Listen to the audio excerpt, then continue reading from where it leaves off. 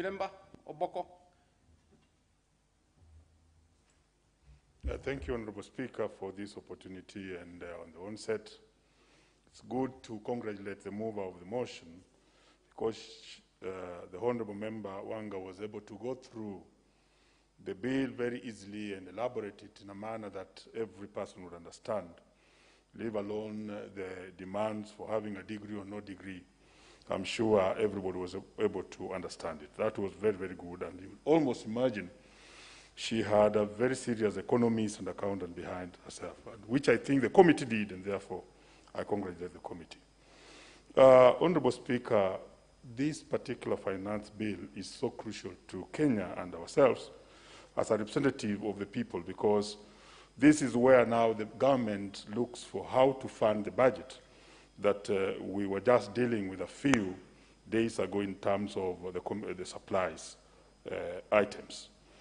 And therefore, then, this is where we have to be hawk-eyed to see that is the raising of funds by government hurting the economy further or hurting the local mwananchi very, very severely.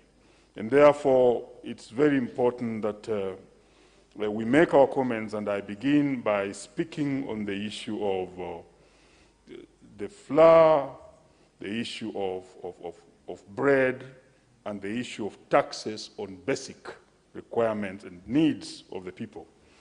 Because there are certain basic needs that every family would require. And away from flour and bread is also the cooking gas. And I know we have been toying around with the issue of cooking gas for quite some time. And we have been delaying the tax on VAT on that particular item. But I think we should consider, as Parliament, to extend that reprieve on cooking gas, because now what has happened is that with the increased price of paraffin, which was otherwise used, most of the families are relying on cooking gas. And therefore, I want to ultimately say that the cooking gas should not be taxed in form of VAT. Leave alone bread, which I've already spoken about. Let it remain at zero rate, and I support the chair and committee on that, together with the flour, so that the local mwananchi may not be hurt. My predecessor speaker talked about, I think he was trying to allude towards the French Revolution, where the price of bread became so high that those in the civility and the nobles who were living in the palaces did not know that the normal mwananchi could not afford cakes, leave alone bread. But I think he did not also mention the number of shoes that lady, Marie Antoinette, was having. Her pairs of shoes were overwhelming. That description in history shows the difference and gap in living standards between those who are rich and those who are poor. And it's very important that we remain with the local man when it comes to the issues of taxation. So let them be protected. Number two, the next person to protect then is the border person. I know, even if I don't have time, I'll just pick three items. The border industry, given the high level of unemployment, has employed so many youths on the ground. And that border industry, in fact, it has overcome the old system whereby our teachers, me myself I'm a teacher, were the main controllers of the economy within the village. But currently, if you go to your own constituencies, you may realize that the border industry is the main arm that is actually guiding the village economy. And therefore, these are people who come out without any capital at all. And they go into business by the first item, rendering the item we call piki, the motorcycle itself. And they only pay a certain rent on a motorcycle that they are actually rendered from an owner. So it has a chain, it has a multiplier effect within the society. That the owner of the piki may not be the owner, may not be the rider. The rider is only paying rent on an owner who is also owning that particular piki. This, we want to support the committee and chair that this is an area we should not go to in terms of raising any form of tax for the border riders. If anything, with insurance providers. And this is why, even today, the teachers of this country sometimes do ask us, their leaders, that why can't we be put in NHI?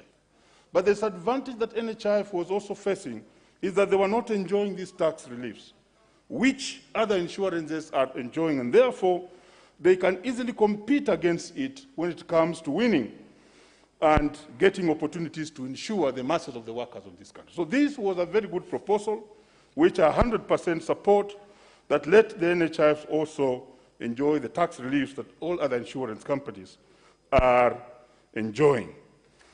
Honorable Speaker, the other issue I wish to talk about is the issue of post-retirement medical cover for the workers of this country. The truth is that this particular proposal is very good for all the workers of Kenya. Most of the workers, when they leave work, they lose everything, and there's delay in the time that they can receive their pension. But most hitting them is the issue of medical care. Is it paid for during the time when the worker is still in business, working, or it will be paid for later on? We have to craft a very good regulation so that it does not also hurt the workers. Honorable Speaker, there is the issue of, which was generally spoken about by SRC, though we are still pursuing it as a trade union movement in this country, of freezing all CBS, which we say, okay, we are having COVID. But could we look at possibly a way of also supporting the workers by possibly going back to certain reprieves like we had during the COVID? Chair, I'm happy you are looking in my eyes, of the payee, of the corporate tax, of the income tax, but more so of the payee for the workers. Because as we support everybody else, and as we ask the workers to take reprieve of what otherwise should have been their right, that we shall discuss elsewhere, then this is the correct law to also propose a raft of measures on how to support the workers who are also greatly hit by COVID-19 as we progress on, Honorable Speaker. Finally, is the issue of TVET. But on TVET, I think the proposal by the chair looks like it will limit the number of people who would be absorbed within the sector, and even the SME, the small businesses taking up these recruits of the TVET material, which are now all over the place because of the fact that we have so many TVETs. So let's do a law, possibly we retain it at 10, so that companies and such businesses are attracted to employ more and compete to get to a figure of 10 so that they get this reproof that you talked about. But if we make it so low as to 2, then I don't think we shall achieve the original mindset that we had in creation of that particular amendment. Honorable Speaker, there was the issue of tax on confectionaries. And I think not many people have spoken on this. Confectionaries have employed most of the Kenyans, and most of them are local industries that do the sweets, do the cakes, and do other chocolates, and so on and so forth. If we impose serious tax on these confectionaries, all we shall do is to lose our own people. Our own people will lose employment.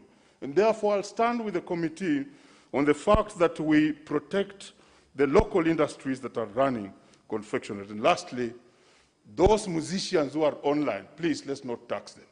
They are young people who are trying to start business by going online.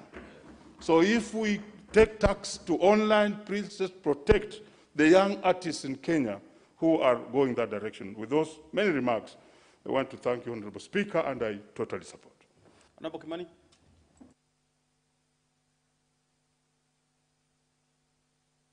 There's only one Kimani in the House at this time. Honorable Speaker, Honorable Sankoko was asking which Honorable Kimani. I'm telling him there's only one in the House. Thank you for the mask. Honorable Speaker, I rise to support the committee's report. And let me begin by thanking the chair, the Honorable Gladys Nyasuna Wanga, for the very good exposition she made of the proposals in this report, or rather their review of the proposals in the finance bill. And Honorable Speaker, one of the things that I truly appreciate that this committee has been able to do is to be very cognizant of the times that we are living in today. The committee has appreciated that with the COVID pandemic and very many people having lost jobs, we cannot afford to increase taxes at this time, especially on very basic commodities like bread, wheat, and maize flour, with the proposals that were there in the Finance Bill, Honorable Speaker, to be able to very insensitive of the National Treasury and the Executive, Honorable Speaker, to think of increasing excise duty on motorcycles in a sector that is employing millions and hundreds of thousands of Kenyans, many of who are very well educated, but because of the lack of job opportunities, they have not been able to do any other thing other than to ride motorcycles, Honorable Speaker. And as the member, Honorable Mboko, has said, Honorable Speaker, many of them are even riding motorcycles that they hire or they lease from the actual owners. And if you increase excise duty for these motorcycles, Honorable Speaker, you make the motorcycles more expensive, and you may assume probably to only increase by 15,000 shillings. But 15,000 shillings, Honorable Speaker, to a motorcycle rider, a hustler who is hustling, Honorable Speaker, it is, Honorable Speaker, if you can protect me from some of these unnecessary points of order. Order, Honorable Kimani. The member has raised a point of order. Yes. It is not for you to say whether it is valid or not. You wait and hear. You will hear. Yes. Apologies.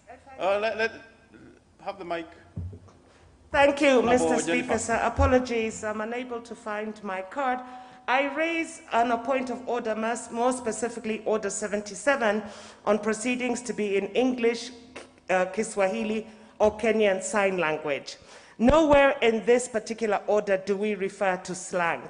And I take exception to the word hustler being used consistently in this House. I wish to define the word hustler. Honorable Speaker, if I can get protection, and then they can also contribute to the debate. Order, Honorable Jennifer, but I'm also not getting very... No.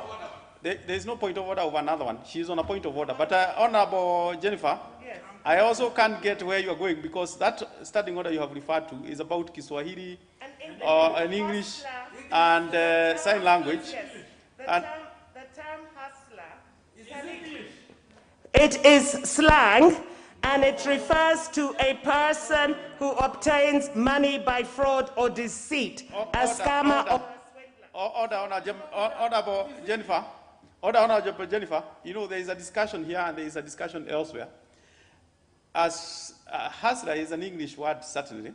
It could have certain connotations, and I can tell Honorable Kimani's connotation on hustler is different from yours, but that's a different matter altogether. Yeah, so let us remain the course, Honorable Jennifer. Let's remain the course.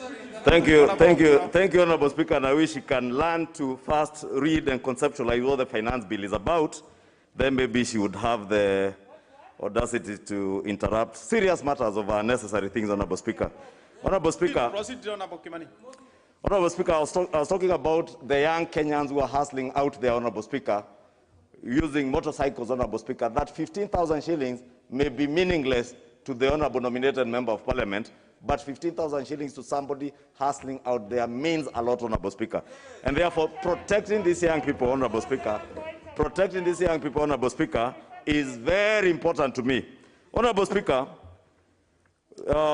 other issues, Honorable Speaker, that I must appreciate the committee for doing is on touching on, Honorable Speaker, the issue of deleting clause 20, Honorable Speaker, that sought to remove the role that this House plays in subsidiary legislation. And Honorable Speaker, it has become customary in this country, Honorable Speaker, to continue to claw onto the mandate and responsibilities of the House of Parliament, Honorable Speaker, by the executive. And this particular clause 20 was in furtherance of that state capture or executive capture of the legislature, Honorable Speaker. And I must thank the committee that they have led this House in denying the executive the opportunity to capture the legislature further in this country, Honorable Speaker. Honorable Speaker, and in view of that, Honorable Speaker, if you look at some of the things that have been done, and I will be bringing amendments in relation to this, Honorable Speaker, we are allowing the executive to abuse subsidiary legislation, Honorable Speaker, to an extent, Honorable Speaker, that today in this country, the cabinet secretary or anybody in treasury can sit and on their own volition or at the instigation of other forces out there, decide to give remission on duty on even sinful things like beer, cigarettes, wines, Honorable Speaker, and I'm not saying those who partake of those things should not partake them. But Honorable Speaker, these are rich men and women. These are people who can afford all these commodities, irrespective of how much you tax them, Honorable Speaker. And therefore, I do intend, Honorable Speaker, to bring amendments to ensure that any remission on duty on beer, wines, cigarettes, and all other those sinful commodities, Honorable Speaker, that the approval is sought from this House. You remember, Honorable Speaker, we convened for a special sitting last month to be able to give remission on the, what is it called, the small tax, the minimum tax, Honorable Speaker, to Kenya Airways, Sankoka have spoken to. The issue of imported products, especially agricultural products, Honorable Speaker. We are importing potatoes, Honorable Speaker. Honorable Speaker, probably your children and my children are lining up at KFC and other expensive outlets in town. You'll be shocked, Honorable Speaker, that KFC and many of these franchise companies today, Honorable Speaker, are importing potatoes from South Africa, from the United States, from Mexico, yet farmers in Kikuyu, Honorable Speaker, farmers in Deia are growing potatoes. Farmers in Kipipiri, where the leader of majority comes from, are growing potatoes, Honorable Speaker. But they are rotting in our farms because people are importing potatoes from as far as Mexico, South Africa, and the United States, Honorable Speaker. The same business if you go to Gashie here, Honorable Speaker, or Wangige Market. Eggs are coming from South Africa, from China, and our farmers cannot sell their products, Honorable Speaker. And I do intend to bring amendments, Honorable Speaker, to make sure that we levy more taxes on these imported products, agricultural products like potatoes, eggs, Honorable Speaker, to make sure that they become very expensive to import, because those who buy from those outlets, Honorable Speaker, will be able to afford. Honorable Speaker, in conclusion, I want to say we have no business being here, Honorable Speaker, if we will continue to allow the government to continue taxing more money on fuel, Honorable Speaker, and on cooking gas. The VAT, 8% VAT we put on fuel, Honorable Speaker. The VAT proposal to levy cooking gas, Honorable Speaker, those...